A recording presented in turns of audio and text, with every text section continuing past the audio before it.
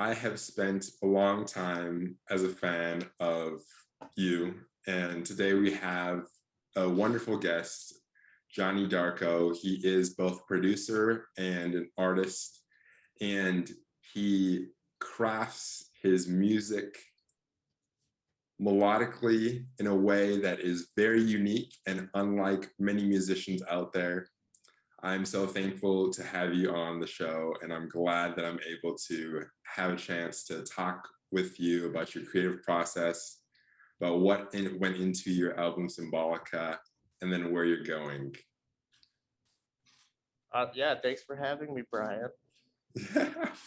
First off, I want to say that we've known each other for a while now. We first met in Spanish in the University of Minnesota, which was just a fun time all around, just hanging out. And I did not know that you did music at first, but we talked about it. And then you invited me back to your place in Minneapolis to experiment. And that was actually the first time I'd ever recorded anything like in a setup studio.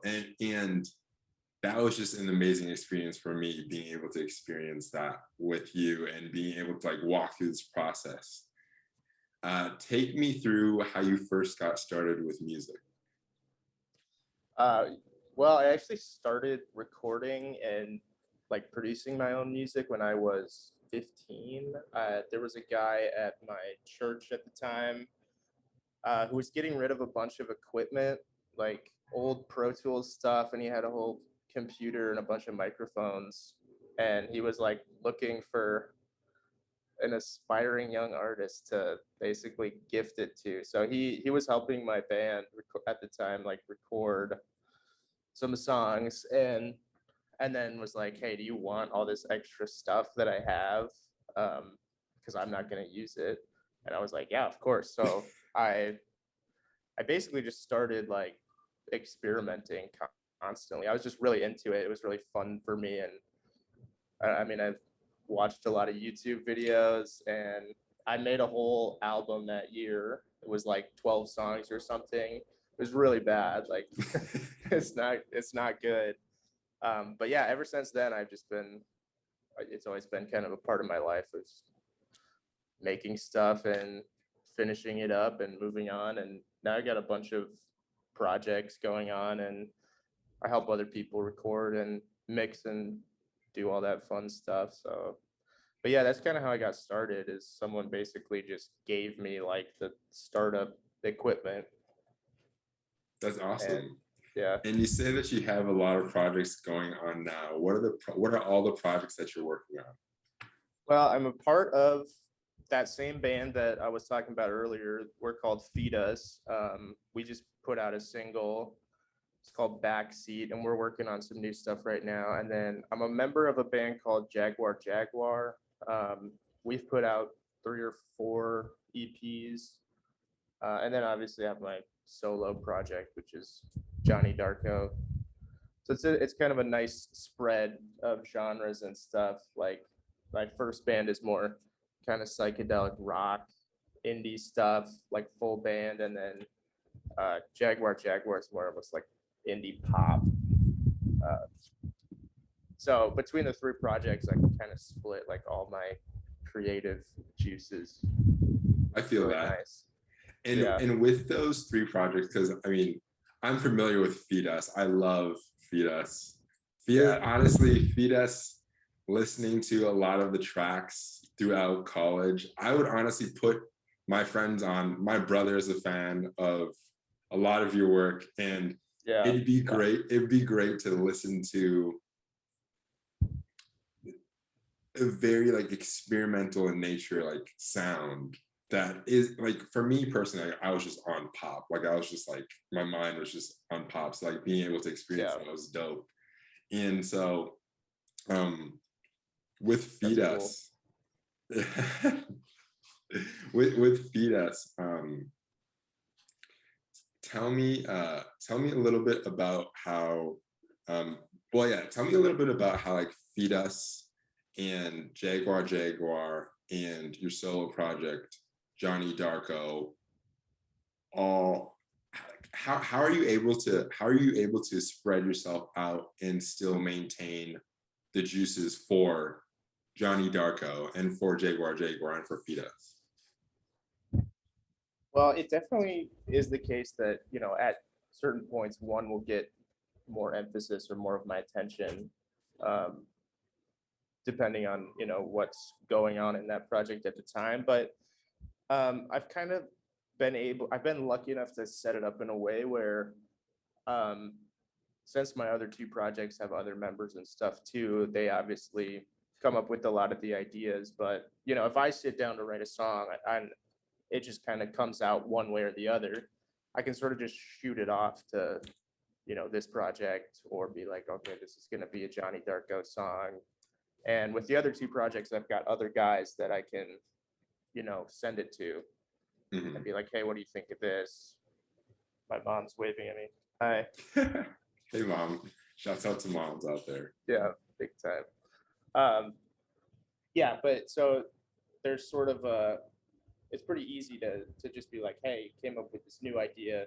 What do you think of it? And then if they're not feeling it, maybe I want to use it for myself, or maybe I want to send it to the other guys and see if, we could take it more in that sort of stylistic direction. So yeah, I almost like think of myself as a little bit just like it almost gives me more freedom because I can just create and I don't have to put a lot of pressure on it to be like, how's it gonna sound?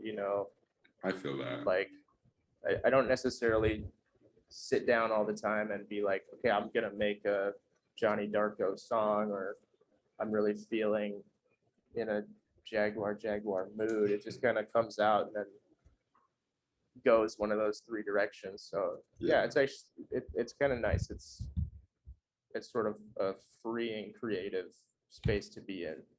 Yeah, and you don't have to put yourself in a box, like you said. You're able to say like, I'm gonna write a song, and based on what the song comes out like, you have these three different places to send it to. And for Symbolica, with the creative process there, were a lot of the songs that you wrote initially, you're like, oh yeah, like that's definitely Jonny Darko, like that's going on Symbolica. Yeah, definitely. I mean, a couple of them started out as I more had in mind that they'd be for a different project, but I sort of go through phases creatively where I kind of get like in one space for one project at a time. Like like with Symbolica, especially, like that's such a cohesive project. I think there's just a lot of like it fits together really well, and so for a long time, pretty much everything I was making, everything I was working on was pretty focused in that direction. And I think part of that is just like where, at least for me, it's like where I'm at in the moment, like what's coming out happens to be like similar because it's from the same sort of space. And as soon as I finish a project, I find that it's like I'll be really hyper focused on it. Like, okay, how can I make this better? How can I, make all these songs and all these videos fit together really, really well. And then as soon as it's done, I'm kind of like move on like really quick. Yes. Like while I'm making an album, I'll listen to it all the time, like just obsessively, like listening to all the demos and trying to figure out the track order. And okay, I'm gonna, just walking to the store or something, or driving, and it's like, okay, I'm gonna change this. I'm gonna this is a little bit too loud. I gotta like remember to change that, blah blah blah. And then after it's done, it's like I don't listen to it hardly at all. I'm on to the next thing. So I mean that's me. That's kind of what I do, or how I operate. I'm sure it's different for different people, but that's a great way to operate, in the sense that you're not hung up about the project that you just created and you're able to move on to the next one. For Symbolica, what was the thing you hated the most about creating when you're in the process, and what was the thing that you loved the most about creating when you're in the process? That's a good question. There's definitely like a point in the process of any song for me, or any project in general, um, where I don't know, like my my grandpa once like told me this thing where it's like any job you have, no matter how much you love it, like at a certain point, it just becomes work, you know? Mm-hmm. Like, Yes. so doing music, it's like, it's really fun, especially that like initial phase where you're putting the pieces together and writing instrumental and doing all that. And then it sort of hits the point where it's like, okay, everything's here. Now I have to like spend 12 hours like EQing the bass so that it doesn't like clash with the kick, and you know that stuff. I'm less of uh, that's less exciting to me. I'm not as like technically minded. Um, so I would say that part, like the back half of working on the album, was a lot more um, monotonous, Mm. just because I And kind of people, had all the ideas there as like gonna be what it's gonna be. I just gotta make it sound good. yeah, and people don't realize how much technicality goes into mixing and mastering. Like you Right. gave a little flavor where it's like you need to make sure that the frequency of the bass doesn't clash with the snare, the hi-hats, etc. And like there's so much that goes on behind the sound that gets put on the album, finished and polished, that a lot of people Yeah. don't realize. And it does become work at some point because you're trying to work towards this ideal like perfection, and there is a wrong way to do it when you're mixing and mastering. Like there is a wrong way to do it, and so you got to Right. work towards that. Yeah, I think it's kind of a trap in a way, like creatively when you hit that space. Like there's kind of a fine line I think that you have to toe between like perfectionism and like being and like achieving or being happy with the sound, you know. Like Yeah. I feel like it's really common for people to get stuck on that phase and be like either go way too deep into it where it's like everything has to sound perfect. It has to sound like, you know, an Ariana Yeah. Grande record with like the best producers in the world, um, and then on the flip side of that, just being like this is gonna be boring, so I don't want to do it at all. You Mhm. know, it's Yeah. like you can definitely get stuck in that stage for a long time, and just Mhm. question yourself, like, is it done? Is it good enough? Like, am I happy with it? Oh, I just listened to it in my car, and there's this little thing that's wrong. Like now, you know, you can Yeah. just keep doing Oh that yeah. like forever. And a lot of projects I think kind of die that way. They're never really finished. You never really like give up Yeah. on it. It's just like, okay, well now I've had this song and I've been mixing it for 4 years, but like not really interested anymore because it's 4 years old and I've listened to it, 100,000 times. Oh yeah. And it's just taking away from you. It's like draining you. Like Kanye West is still probably working on Donda till this minute. Yeah, I Like, guarantee it. okay, and so what did you love the most about the creative process of Symbolica? Um, well, I was really proud of the project in general. I mean, I really thought like, and while I was making it, I could kind of tell like, okay, this feels like I really found my voice or my sound sort of and my process. So that was like really exciting, even kind of from the beginning, just realizing like, I think I'm onto something that I'm really happy with and that I really like. Um, so that was like a really good feeling kind of throughout, especially at that first half of the project where it's just kind of like being born conceptually.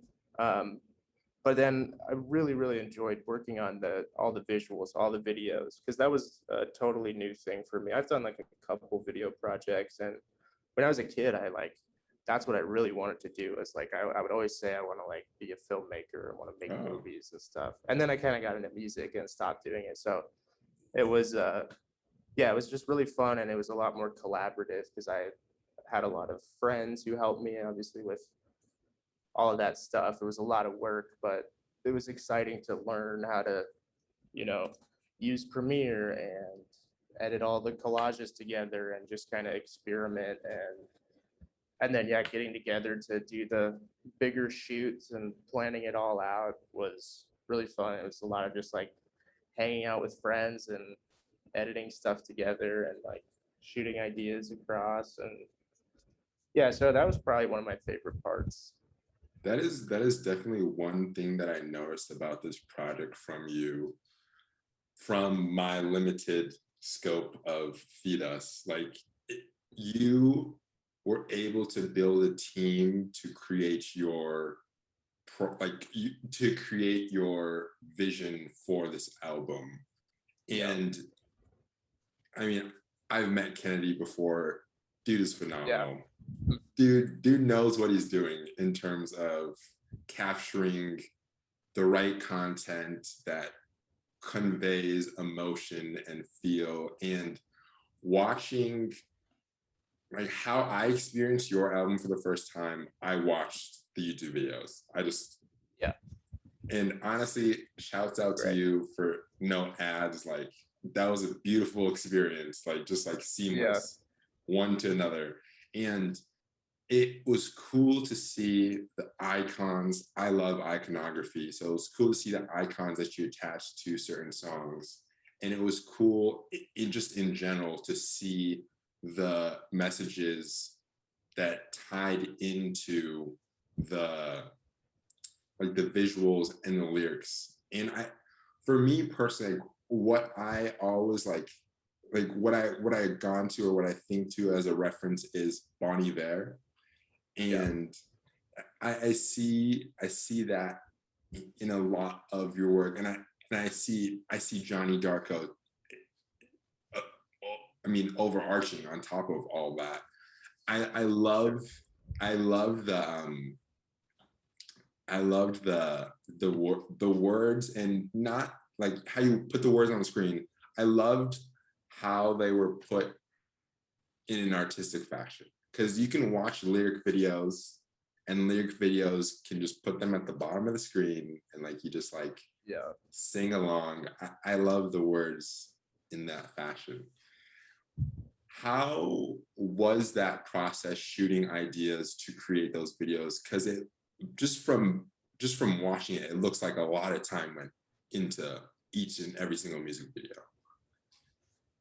Yeah, it definitely took a lot longer than I expected. Like I didn't totally set out to do a song or a video for every song. And then once I had, you know, over half of the album, like had videos started, I was like, well, might as well just do all of them. And then it took really like another 2 years or whatever it was. so I was like, oh, I kind of got myself in pretty deep.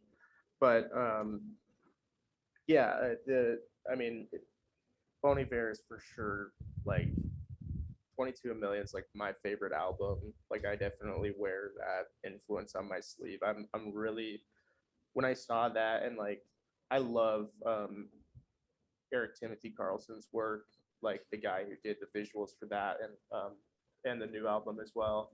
Like it's just very maximalist, and there's so much kind of going on that I think I don't know, to me it's really powerful. Like there's just so much connection that is sort of facilitated like almost just by default with that many things going on. And so I don't know, I really liked that idea and wanted to do that. And then basically when I was in quarantine, like me and my wife were like just sitting around and like kind of decided to do some collage art, and that's where I kind of started those more, I guess, abstract videos. Because I did just have like a lot of time to do that. And, we all went crazy in quarantine. Like there's so much time on our hands. So it's kind of a nice like excuse to be able to focus on that just like so hard. But Mhm. what was your other, what was your question? It was like, It did I answer it? was, I don't. yeah, you did. Okay. It was what went into the creative process of each music video itself. And then you did talk, you did answer the question.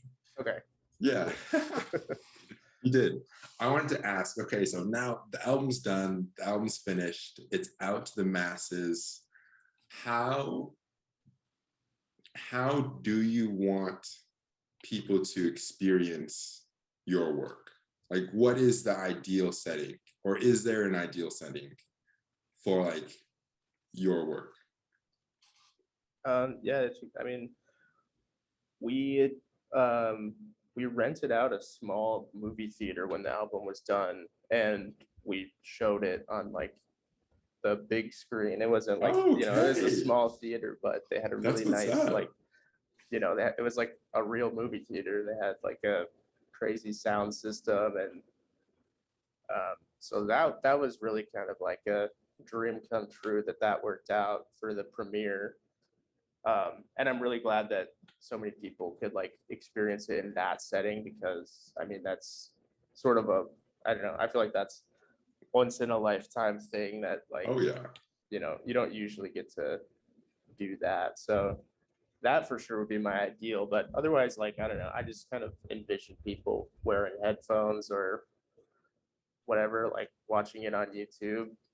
I feel Wearing you. headphones is kind of my main thing, because that's just how I like listen to, like listening to music the best is just like in AirPods or That's good. That's Apple what's up. headphones. I've just always used them. So that's kind of what I envision like people are gonna hear it on. Hmm. Um, did you have you performed your album? Yeah. I just played 7th Street Entry with my friends Bobby Rethwish and Cuckoo Ka. And that was Oh, just like, congrats, bro. That's yeah, what's that up. was so fun. It was like, I mean, that's like a dream venue for any, you know, Minnesota artist. Oh So that yeah. was just like so awesome. I've been doing live shows, a lot of just like opening gigs and stuff, and just kind of trying to get out there. That's been really fun. The Mhm. set that I came up with is like really, um, really simple. I just sing and play tracks, you know. Okay. So Yeah, I know yeah, that when I had experienced Feed Us the in the U and you're performing in the whole, that like there was a lot of equipment. You had your guitar, you had yeah. all the pads and everything. Hmm. Have you adopted a more lean setup? Of course, that was a band, Yes. but like for yourself, have you adopted a more lean setup as Jonny Darko?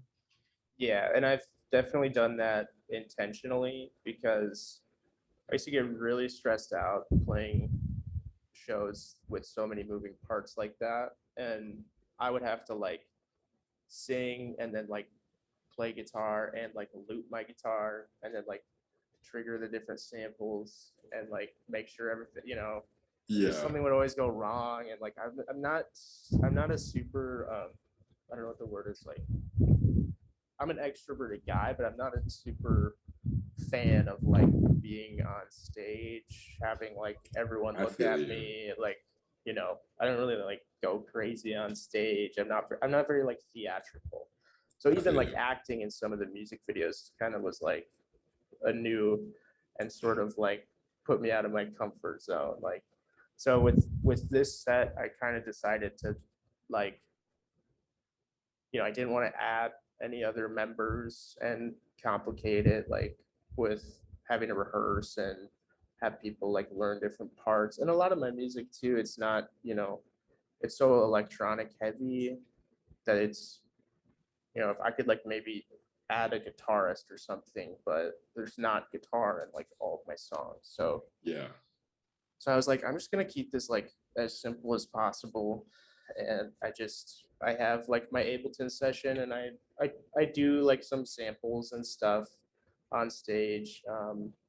And then I have I have a live auto tune that I use, like a pitch correction on my voice, and I put my headphones on and I just kind of You're just in stand the up there zone. and yeah, I get in the zone. And it's nice too, because like at 7th Street, I was able to, I got like a big projector that I rented, and I created visuals that were sort of like Yes. for every song that I played.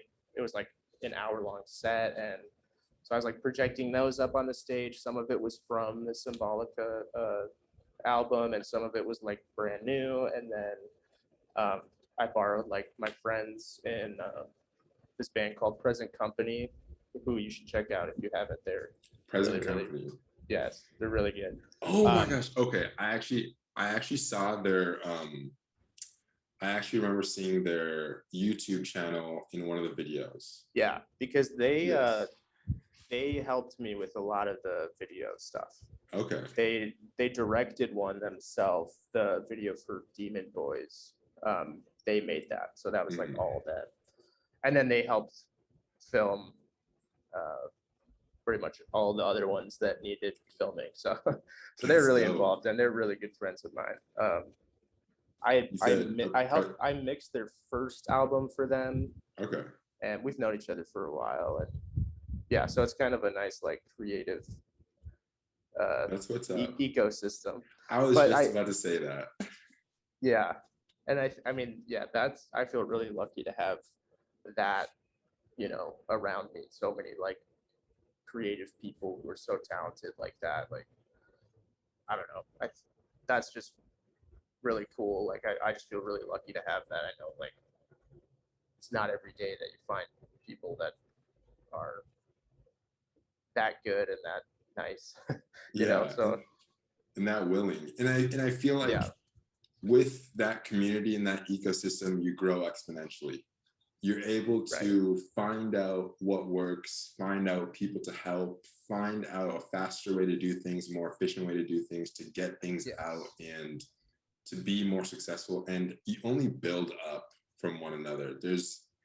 I always really don't get when people want to go off on their own and work on their own and not share any of the insights that they gather, because you're just shutting yourself off to the possibilities of other insights that can help you grow faster. Yeah, I've met people too who I mean, can be almost like bitter about like other people's success, where it's like Yeah. I don't know, I feel like any like musician, in my circle or that I would ever come in contact with, like them succeeding is like good for everybody, like I at least that's my mindset. Like, not gonna get mad that somebody else like got a really good opportunity or show or something. Like that's awesome. Oh you yeah, know, it's for so sure. I don't know. Okay, so with Symbolica, it has been some time since that released, and you recently dropped a single, Icarus, and tell me about Icarus and what went into that. The video for it, at first, it is this dancer who is getting ready for the day, and they're in your house, right? Like, that is your house, if I remember correctly. No, that was his house. I don't live at that house that you came to. I don't live there anymore. Okay. It But looks it so looks familiar. similar. Yeah. It looks so similar. It looks so familiar. Okay, and he's getting That's ready for funny, the though. day. Yeah. He's getting ready for the day, and he gets ready for the day, walks off, and then he's in a parking garage and he's moving, and he explains his movement. Yeah. Take me through that. Like, what went into the music video and the song? Yeah, I mean that's all Nick Kelly, the guy that you're talking about, the dancer. He's a friend of mine that has kind of run in like parallel circles to mine for a long time, and he well, at the beginning, you hear him kind of talking about his process and what he does and how he kind of thinks about it. And I've always seen like videos of him on Instagram, kind of like doing like moving to songs, and you know, he's just such a like cool guy. He's just such a like confident, free spirit, like, and yeah. So I wanted to kind of, I just hit him up on Instagram. I was like, hey, I've got a few songs I'm working on. Um, would you be interested in you know, dancing or whatever you want to do really for any of these? And that's the one that he chose, that he was, you know, said that he connected with the most. And so we went and filmed in the parking garage, and that was me and Kennedy. We just kind of, you know, winged it. Like it was a pretty spontaneous, like, you know, we didn't have any storyboards or anything like, okay, we really want to make sure that we get this. I had a little, I borrowed my little brother's hoverboard so I could kind of get those like moving shots. And I was just kind of like, you know, skirting around the parking lot with my camera. So, and then at the beginning, so I edited the whole video, I guess. And then I just realized like, I kind of want to like put in like some of Nick's like voice, you know, and have him just, so I just went over to his house and did that sort of like documentary style, like, okay, now just start brushing your teeth, or like, you know, walk this way. And that was also pretty, you know, free form stuff. And then I just went into the basement with him, and I just kind of was like, had my phone out and was kind of like, okay, like I just asked him a few questions to kind of prompt like him to talk about why he does what he does, and you know, why it's meaningful to him and why it's important. So I thought that was really, you know, I really wanted to put that in the song or in the video, because I think it just gives so much more context than like to Nick, and just kind of highlights like why he's so special. Yeah, it gives more credibility to him as a human being and not just a prop in your video. Yeah. And it shows your appreciation for him as an artist. Like it's very respectable that you're able to give him that light, because in a lot of videos, a lot of times like, oh my gosh, who is that person that's like doing this cool thing, and then no credit whatsoever, and you're kind of like, oh, that's tough. Yeah, no, I love Nick, so I was really glad that he said yes, and it turned out really, really good. I mean, I'm really happy with it. I think it's like a beautiful video. I agree. I definitely agree. And so Icarus is out. What's next for Jonny Darko? I have a new album that I'm working on. Okay. It's definitely different from the last one. It's a lot less like dark vibes, you know. And that was something that after this project that was so thematically like introspective, and was kind of the continuation of this previous album that I'd done called Break of Solstice. And yeah, so I feel like I had, after this album, I feel like I've kind of like talked about a lot of that stuff, a lot of the like internal like struggles, and I've really like spent a lot of time like talking about struggles that I have, and sad boy stuff, really, you know, whatever you want to call it. But and not that I didn't enjoy doing that or that I don't, but I kind of was like, I want to make something that's more like outwardly focused. Oh, my grandpa's waving at me now. Yeah, I want to make something that's more externally focused, and I want to do something that's more collaborative. So I'm trying to get like a lot of features on it, a lot of like local artists, and like Cuckoo's on a song, who I was talking about earlier, played 7th Street with him.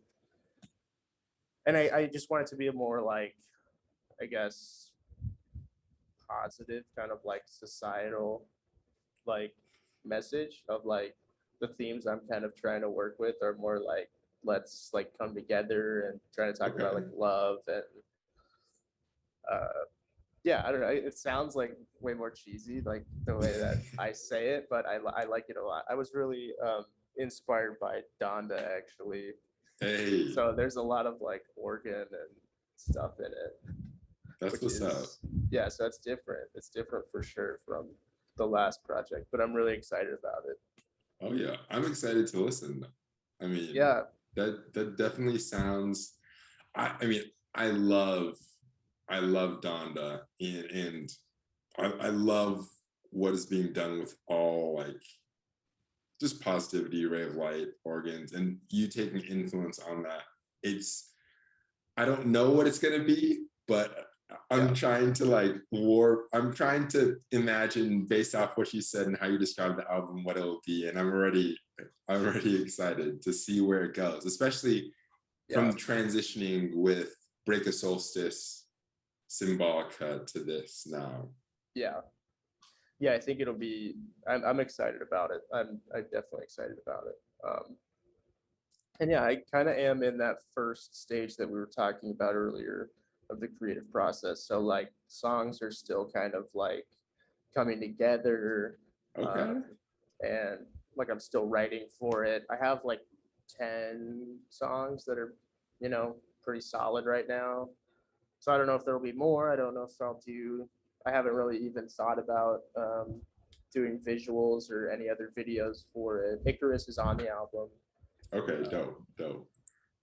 but yeah, so we'll kind of see what happens, and um, I'm coming up to the point where I'll show it to my squad of The creatives team.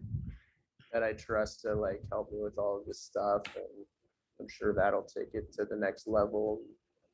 And yeah, That's what's up. Okay, one last question for you before you go. great.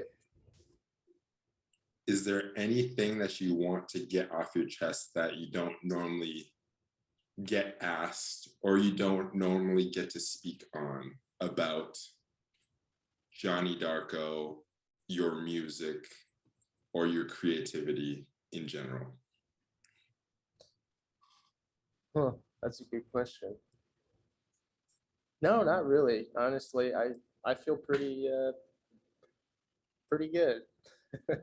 That's good. Yeah, It's good because it's good that you're able to get out what you want and don't feel limits on your music and don't yeah, feel limits on your brand identity and yeah, how you portray yourself to the world. Because the minute you start putting limits on your creativity is when everything becomes a job. Like not right. just the parts that you're not keen to, like you don't Yeah. enjoy. Yeah, that's awesome. Thank you so much for taking the time, dude. I appreciate you. Dude, thanks so And much for having me. yeah, I'm excited to listen back to this once oh yeah, for sure, for sure. it's And done. I'm looking forward to the album. Is it titled yet? Thank Do you you. know for sure? No, no, it's not titled yet. So Okay, I'm excited to. I'll be keeping watch for it.